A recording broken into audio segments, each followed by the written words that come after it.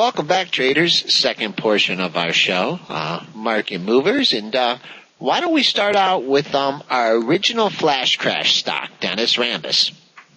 Yeah, the original flash crash back in the day from 2 years ago. Anyways, it had a real crash yesterday there, though, Joel, in that negative court ruling with Micron. Stock fell 60%, $7.11 closed at. Trade as low as $4. I think it opened there actually after the halt. That's just, insane. And then it obviously bounced right back up to $8 almost instantly. Trading $7.54 right now. So it is getting a little bit of a pop, back up 43 cents from the 7-11 close, but a little, consolation for the traders that were buying this thing at 18 before that ruling came out yesterday. Is that really right? That chart, that bar on that chart? Yeah, that's right. So it looks unreal, but no, it's right. Ruling must have had, not good for Rambus, that's for sure.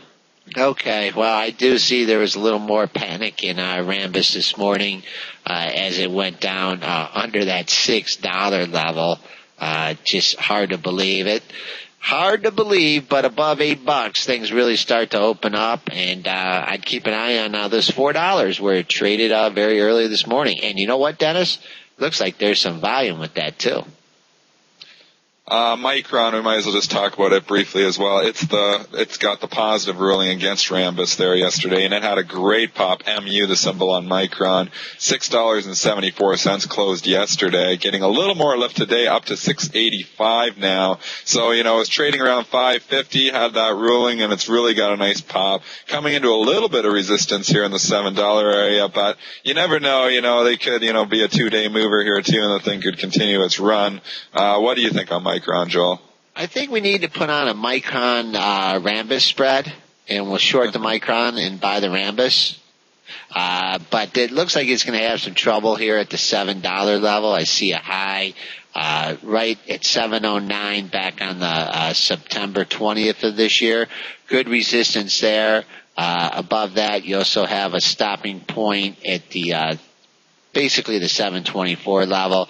But this thing should, after that move yesterday, should have a hard time here getting through $7. Limited Brands coming out with earnings here last night. LTD is the symbol on that. Actually, I think it might have been this morning. No, it was last night. Last night they had earnings. Stock is trading down 42.75, just slightly down from the 42.97 close. Trade is low here in the pre-market is $42, so it has traded down. I see major resistance up at 44. Well, obviously we're trading down right now, so it would have to reverse to get up to there. Might have a little bit of support there, 42, just from the pre-market action, and there's a couple of bottoms there when we topped out there a couple of months ago too, so you could see a little bit there. Joe, what do you think? Yeah, that 42.35, that looks like a stopping point here. We're currently trading at 42.75. That was a low back on 11.11, so we'll keep an eye on that. You said it. How low did you see it trading in the pre-market? I just seen $42 there. Do you see lower? The lowest I see is 42.80. Oh no, I got $42 traded, 400 shares at 8.11. So just about 40 minutes ago here, so it did trade down to 42 in the pre-market. Okay. Below that level that I had mentioned, see two lows here in the 41 area. So I would definitely keep an eye on the 41.96 to $42 area is minor support. But below that, look for the double bottom back from the 9th and 10th of November at 41.15 to 41.37. Youku.com, which is YOKU. Stock had earnings here. It's trading down significantly. 20.55 it closed at. Trading 17.36. The stock is a wild one. Could probably go anywhere. If you looked at the chart, there was a nice couple handle forming over the last couple of months. Obviously that didn't work out because the stock just broke down 3 straight bucks. It's supposed to be a bullish pattern, but it ended up being a bearish one. So the stock breaking down here. Joel, what do you think on Youku? It would have been nice to play that thing going through those 3 spike lows at 1850. But since we did it, they're coming back up. That should be pretty good resistance in the stock. I do see a low back here on October 7th at 1741 is currently where we're trading. I'll use that as a swing number. If things keep going in the direction that they are, which is down, I'd be looking for this low that we had back on December 6th at 1674. Got another one for you. It's a clothing and accessories maker, PERY, Perry Ellis International. It's trading $17 right now. Just reported earnings here after closing at 21.44.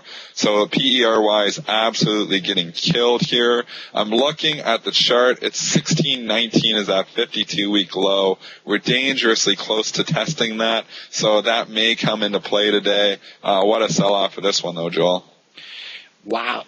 Yeah, looking at the monthly lows, as you correctly stated there, 16.19 should be a big number in that stock. Gosh, boy, if there's any retailers reporting tomorrow, will you let me know? Because I'd like to go home short them.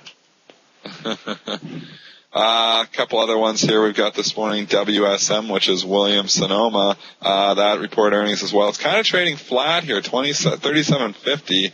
It's having a rough time figuring out which way it wants to go off of this earnings report.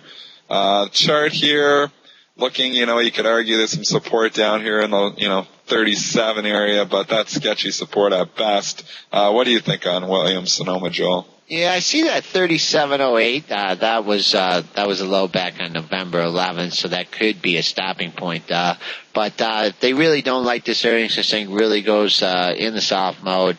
I'd be looking for a test of 36.60.